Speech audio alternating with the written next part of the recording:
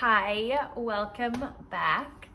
I had an idea and I am actualizing it today.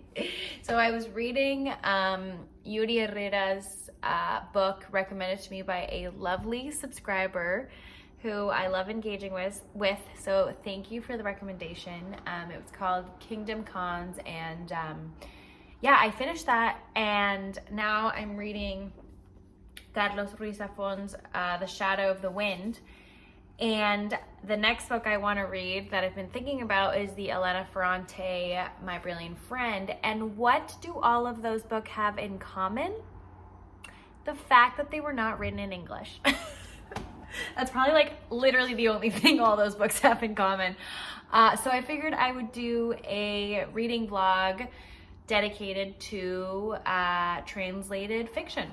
So yeah, because I didn't film any footage of me reading or talking about Kingdom Cons, I think I'll just leave that one for the monthly wrap up, but we're gonna pick up right here, right now with this bad boy. So I am really loving this story. It is based in post-Civil War Barcelona, and we follow our main guy, who is this very curious, smart teenage boy by the name of Daniel. And his dad brings him to a place called the Cemetery of Lost Books or something like that, and he tells him to pick a book that is calling his name and to take it home with him. So he picks this book called The Shadow of the Wind by this author by the name of Julian Carax, and he's completely enamored with the story, which leads Daniel into being interested in the author himself. And that leads him on this journey of just mystery and a lot of unanswered questions around this kind of mystical character that is Julian Carax, the author of the book that Daniel picks up. So the story itself is a journey of Daniel figuring out who the author was, what happened to him, because what ignites Daniel's curiosity and commitment to unraveling the mystery behind the author of The Shadow of the Wind is there's this mysterious dark shadow that's always kind of lurking in the streets of Barcelona that is trying to get all of the Julian Carax books and burn them at whatever costs he needs to, or whatever lengths he needs to go to achieve this goal. And so that kind of makes Daniel be even more interested in solving this mystery. So yes, that is a very long-winded way of me expressing what the plot is about, but there are some very mysterious elements that keep you reading. The writing is absolutely stunning. It is so poetic, and obviously Carlos Ruiz Zafón has such a way with words, as well as honestly the translator, because that's an art in and of itself, translating such intricate pieces of literature. So yes, the writing is phenomenal. The story is very captivating. There's also little bits of romance.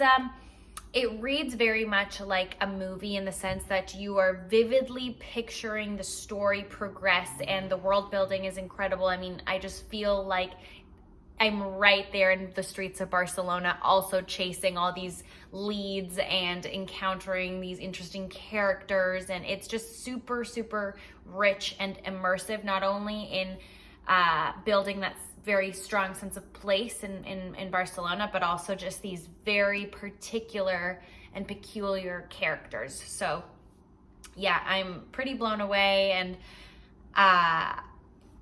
my dad has been telling me to read this book for so long that I almost owe it to him to read this.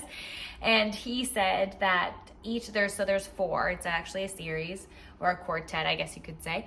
Same with the Elena Ferrante. So actually we've got two things in common between this one and the other book I want to read this week.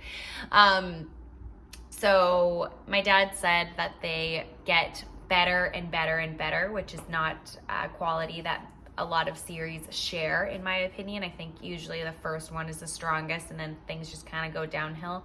But you're kind of invested and you need to know what happens, so you keep on reading. Kind of like what happens with TV shows too. Like the glory days are often the first seasons and then shit just hits the fan. But anywho, yes, this is kind of a chunky book. I think it's 500 words, so I'm making my way through slowly but surely. And every time I get back into the story, I'm like, yes, like I need to just continue reading and powering through, because lazy me is not used to reading anything past like 300 words or 300 pages, sorry. So yes, I plan to do some reading today. I've got my bestie Kelsey coming over in a little to help me with my law application, so bless her heart. And yes, you might be wondering, why are you wearing a sweater in the middle of summer? Well, the window here is wide open and there's some cold wind, and I'm a little bit of a chilly gal at the minute, so hence the attire. You'd think it's fall already, right? Yeah, I know.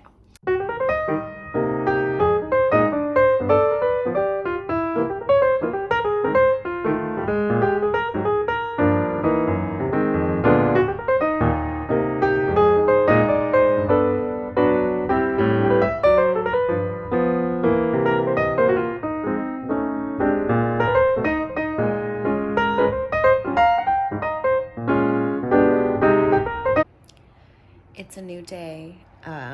Excuse my voice. I haven't talked to anyone.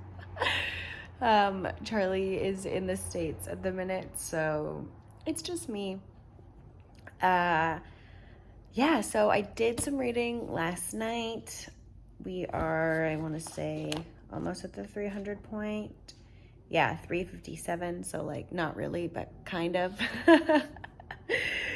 And I made a really good discovery yesterday. I got home from work and I still wanted to read, but I kind of wanted to like set the vibes, you know? So I lit my candles and I found a Spotify, so nerdy, but I found a Spotify playlist called The Shadow of the Wind. And it's just intended to have in the background as you're reading this. Well, at least that's how I saw the situation, and that's exactly what I did, and it was so nice. Like, whoever made that playlist, props to you, because you definitely found the tunes that complement this book so well. Like, it felt kind of like when I read Harry Potter for the first time. Like, you know, when you read books like that and you're just so immersed in that world, and the tunes, and well, I was gonna say not so much the tunes in the books per se, but definitely the movie. Anyway, so it just kind of illustrated or emphasized that movie-esque feel that I get from this book, having the music play in the background as I read last night. But it was really lovely, so I think I'm gonna do that again. I'm sorry, folks. This is more plant content that literally not a single soul has asked for.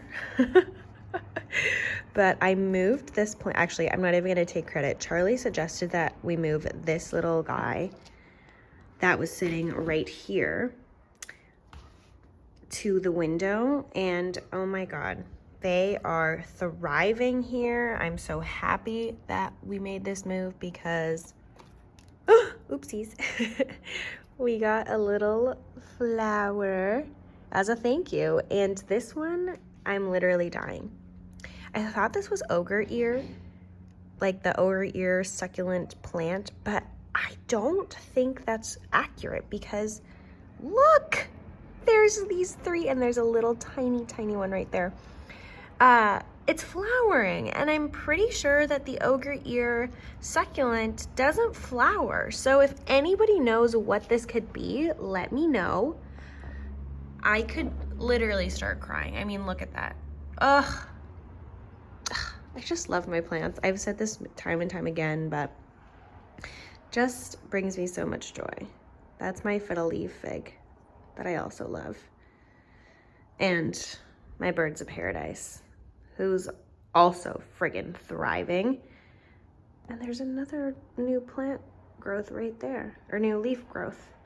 I did have to get these little, or I didn't, Charlie again, got me these little bamboo sticks to prop it up because it was just getting way too heavy and it was falling down. So we needed to do some damage control ASAP.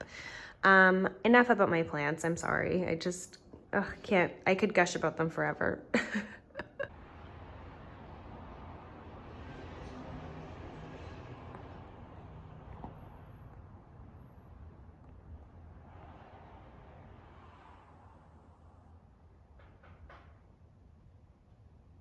Good morning. So I haven't updated you in a little bit, but things are getting spooky. I feel like this would be a great book to read in the fall to get you in that spooky mood. Like I said, it's giving me very much what I had hoped Mexican Gothic would do for me in terms of Gothic vibes.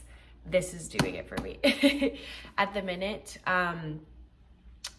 Daniel and his love interest Bea have found the old house in which Julian Garrex's love interest Penelope used to reside with her family. She comes from a very wealthy Barcelona family, and the house itself is incredible, and it's been abandoned for many, many years. And Bea's dad is a developer, I believe, and so she got the keys, and her and Danielle went exploring and found some spooky ass shit. So yes, that's where I'm at. Like I said, things are picking up, which is exciting. I feel like we're getting to the climax to figure out what's going on. The only thing I will say is I think that some people will find some parts difficult to get through, because Danielle's sidekick, Fermin, he is an older gentleman who they kind of take in, Daniel and his dad, who own a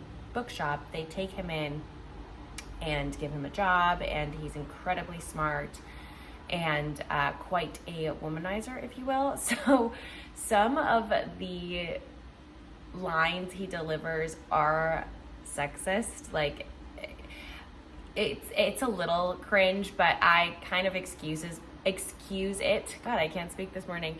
I excuse it because I think that the author is just trying to illustrate what things were like in like 1940s Barcelona.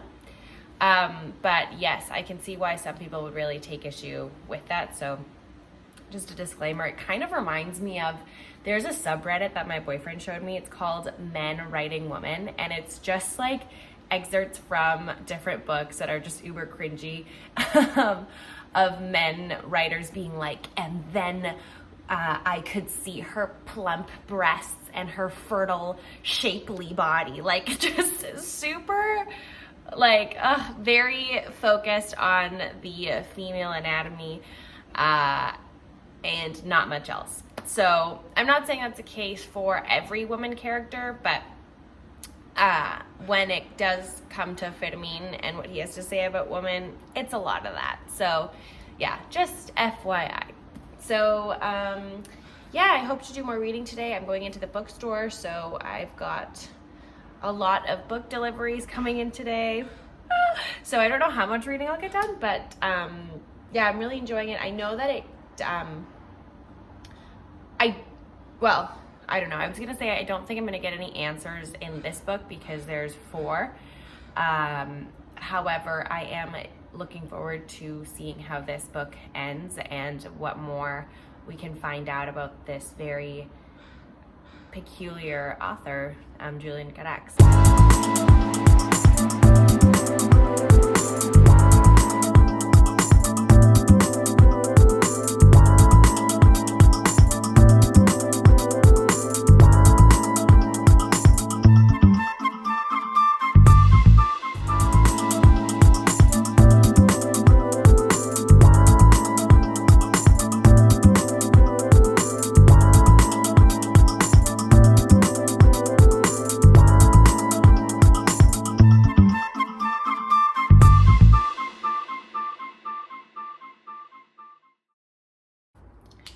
morning, sunshines. We have finished The Shadow of the Wind. Well, actually, we finished it yesterday. Wow, what a whirlwind. I really enjoyed this book. The story itself was very long-winded, and I did not anticipate the end, to be honest. I think with a lot of like murder, mystery, thriller-y type books, I'm pretty good at like figuring out how it's gonna end or like what the major plot twist is gonna be. And this book really had me shook. When I was much younger, I would read predominantly like mystery and psychological thrillers.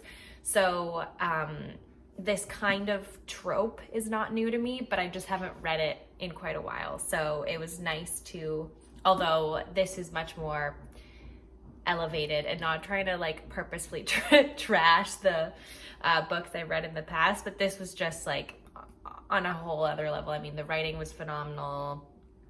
The gothic elements were very present and I loved it. I think it's almost like the city itself, the setting, Barcelona, was like a character in and of itself in the story. Like it played a pivotal role in how the story developed, and it was for that reason it had a very strong sense of place, which I love to read. I'm not gonna spoil or talk too much about the plot because after like the 300 point mark, things get pretty crazy, and I don't want to spoil it for you. However, one critique I do have, but I'm writing it off as maybe the author trying to comment on the like fascist regime that was in place during that time in Spain, but there is a lot of gendered violence. Like it's a little disturbing. Like several of the like woman characters were like beat up by like either their fathers, their significant others, the police. Like it's pretty gnarly. So I do want to I guess share that as a trigger warning, or as, like I said, a potential critique of this novel. However, like I said, I just think maybe the author is trying to indicate the conditions of women and the structuring of the oppressive patriarchal regime that was Francisco Franco during the 40s in Spain.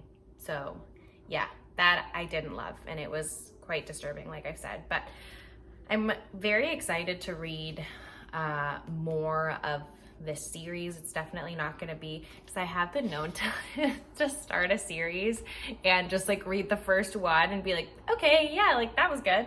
But this really has made me want to invest in the story and the characters. It's very atmospheric. The characters are really fleshed out and not one-dimensional. I recommend it. I just want you to be mindful of the two things that I've mentioned in regards to this book that I did not love, that I consider important to for you to know before jumping in. Now we are starting Miss Elena Ferrante, my brilliant friend, and you know it's gonna be a crazy story when we've got a lot of characters here, folks. I do like it when books do this, when they give you like a little index of the characters, but my brain's gonna be working during this read because there's a lot of people to keep track of, which has already become apparent because the first like 30 pages is really settling you into the specific geographical space in which the story will take place, and Ferrante is really just letting us know who the carpenter in the town is, who the fruit and like produce seller is, and their kids. So the world building is there and very present. So I have a feeling that similar to The Shadow of the Wind, this book is also going to be really strong. There's going to be a strong emphasis on the place in which the story unfolds. So, which, like I just said, I really like. So I think that is a good indicator that I'm gonna like this. So, because I was on the fence. I was like, will I like this or will I not? I mean, the cover alone is heinous. Poor cover. I feel like everyone in the booktube community has just like beat this cover to death. I'm sorry. You're really not that bad. Like, now that I look at it up close, like, it is, but it isn't. It's growing on me. The more I look at it, the more I like it. What the heck? So, unfortunately, I have to go to work, so I'm only about 40 pages in, just drinking my morning tea, and yes, so hopefully tonight I'll do a little bit more reading, and we can talk a little bit more about the story. Okay, it's time for an update. I am at the 71 page mark, and I have some thoughts, and they are not good. I know, I'm sorry, Rebecca, Alex, and anyone else who stands, please exit the chat. Because there's going to be some Elena Ferrante, my brilliant friend, slander coming your way. So everyone please leave the chat. But I don't know if it's because I'm coming off of a very like plot-centered book that this is just not doing it for me, because it's very slow paced and just a lot of like situating you in the small town they live in, and like Elena Ferrante discusses all these different characters to no end. Like, it's just kind of a bit like tedious to read, which is horrible. Like, I'm aware, I know. And the writing is stunning. Like, it's not even that. I think maybe it's just that for whatever reason, at least these initial pages haven't captivated me enough to like continue. Like, I don't really get excited to pick it up, which I know is like not good. But I'm just like, oh, like, I guess I have to read a few more pages now.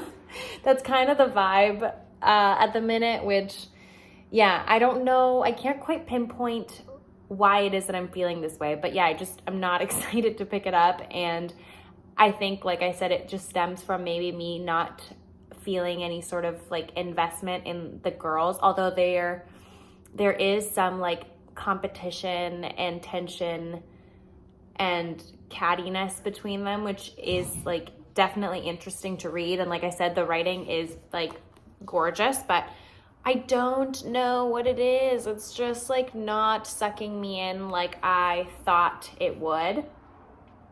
Not that I necessarily need like a crazy plot. I know the Shadow of the Wind is evidently like very plot heavy, and that's what drives the book. Like, I am not that kind. I don't need that in a book for a book to be successful for me. But I don't know. This book, it's just a lot of like human interactions between all these different figures. And I mean, she's obviously doing a good job at like painting a picture of the small town and the characters that exist in it and who is in whose lives and blah, blah, blah. But like, do I want to know about the shoemaker's beef with his wife? Not really. So I don't know. I mean, I'm obviously not going to DNF it. Like, I will push through. I think maybe I was one of those that had really high expectations and thought I would really enjoy it. And maybe this is just not going to be the book for me. Or maybe I'm just going to eat my words. And, you know, when I get to the 200 point mark, I'm going to be like, oh my God, this book is incredible. I can't believe I said all those things. But as of right now, that's not how I feel. But I will keep on going. And we'll see. So yes, that is my my brilliant friend update for now. Not what I expected, but here we are. Gotta keep it real with you folks, and that is how I feel. All right, that is it for me. I'm gonna go play tennis with my dad.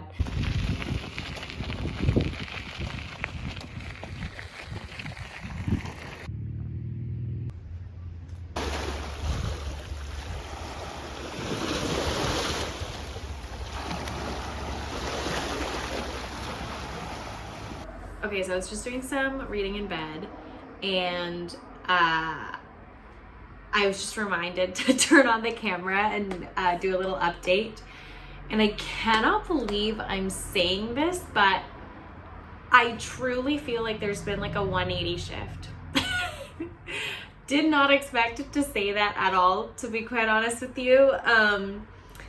But here I am eating my words, because I think it had to do with the fact that I just sat down for like a couple hours yesterday and I just like powered through, and I've just continued to do that today. And I'm just so immersed in the story at this point that like I just need to keep reading, and it's finally captivating. The characters are finally clicking in my brain for me. I think this is the first time that I've like started a book and felt so like ambivalent and just like not with it at all, and had a complete like shift in in my opinion.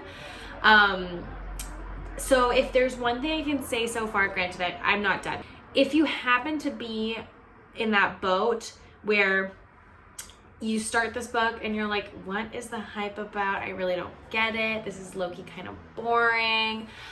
These are a lot of characters to keep track of. Like, it's moving along really slowly. Just hang tight, okay? Like, keep on pushing, and maybe you'll join my camp of converts if you just keep at it. You know what I mean? Like, it just takes a second to really get in. And I would also suggest to like dedicate a decent amount of time at least to like get yourself immersed in this world.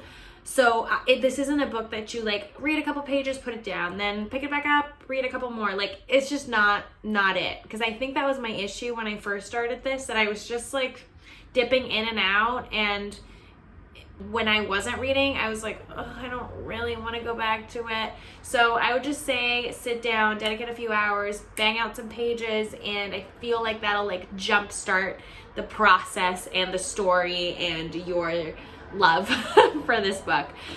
I find I really hope I've like discussed the like plot or like the characters in this book, but basically it deals with these two gals, Lila and the other, Elena. So it's Elena and Lila, and the story is told from Elena's perspective and her friendship with Lila, and it's very, very nuanced observation on friendship and family and just relationships in general, because this union between these two gals could be seen as toxic, dare I say. Like, there's just a very evident like hierarchy between these two characters. Like, Lila is like the sought after, like very admired friend in this partner. Lila is basically everything that Elena aspires to be or tries to emulate. So she's just like completely enamored by this character, her personality, the way she carries herself, her opinions on the world, her independence, that I think Elena might lack in her own right. Or yeah, so she's like low-key obsessed with Lila, which is an interesting dynamic between these two characters that is pretty captivating, and a lot of the book centers around that and Elena's observations and admiration for Lila. And they're both situated in kind of a low socioeconomic neighborhood, so they deal with not poverty, but they're definitely not wealthy. They're not rolling in the cash. Like, they constantly, mention their yearning to be wealthy, and they think that they're going to achieve this through writing a book together. At least that's Elena's intention. And anyway, so yes, it's a beautiful, like, coming of age, but a nuanced look at friendship, girlhood, and growing up in Naples. So yes, things are heating up. Things are getting interesting. Things are just really captivating my attention. I am now very invested in these two characters, and I kind of want Elena to like grow into herself and her own identity outside of always wanting to like impress or copy Leela. And I want Leela to also be like, yo, Elena, you're also cool. You've got your own cool shit going on, but we're not getting that. Leela's very like, I don't care about anyone else. I'm here for me, myself, and I, trying to hustle. I'm trying to make it for myself, my family, and that's really, she's just worried about herself. Meanwhile, Elena's like, Queen Leela, notice me.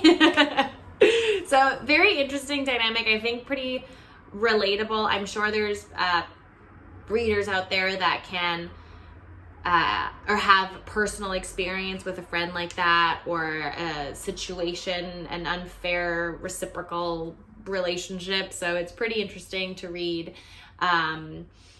especially from the perspective of such young people and them growing up and going through puberty and growing into themselves, like physically speaking as well. So anyways, I'm really enjoying it. I didn't expect to say that, but here I am blabbing for like 7 minutes about how interesting this book has now become and how invested, yes, you heard it right, folks, invested I am in these two girls and their story. So I'm excited. I'm going to continue to read for a bit, and then it's dinner time. Yeah. We are back at work. Little outfit today. A lot of prints, a lot of colors going on. I've got some books here to put away that my coworker didn't get a chance to do because apparently it was very busy yesterday. So I'm going to do that. But I'm hoping to potentially finish My Brilliant Friend today and have some concluding thoughts. Hopefully good ones, which I kind of sense that they will be. So that is what's on the agenda today. If I don't finish it today, definitely tomorrow. But yeah, I'm excited to keep at it. I did some more reading last night and I just got even more invested in the story, and I think I spoke too soon when I shat on it earlier. But you know what? That's sometimes what happens with reading. Okay, guys? Sometimes things don't start off on a high. You gotta build up to that high. You know what I mean? Okay, we are back with another morning check-in. Because I unfortunately was not able to finish/wrap up this video yesterday because we were featured on a radio show, which was very cool. Well, the owners were, not me, but a lot of folks ended up coming in after hearing us on the radio, which was awesome. And something wild also happened. Somebody came in looking for books that I had recommended on, like I said, I think a few videos back, but we have an online store, and in that store we have like staff picks, and I have like my own section of like Ignatia's favorite reads. And this person came in and they were like, I just loved Ignatia's picks, blah, blah, blah. And I did some like research on the books that they mentioned on like Goodreads, blah, blah, blah. So I have my list here and I'm like, oh my God, Ignatia's me. So anyways, that was very exciting. So that was my long-winded way of saying that I could not finish My Brilliant Friend and could not talk about it yesterday because it was actually very busy. But here we are. We have done it. And oh my gosh, the ending was just...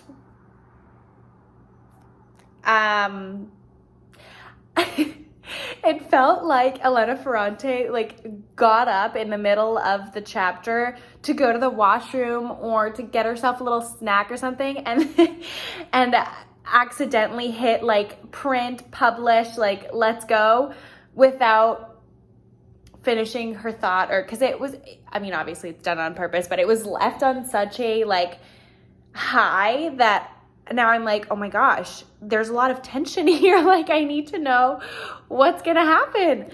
So, wow.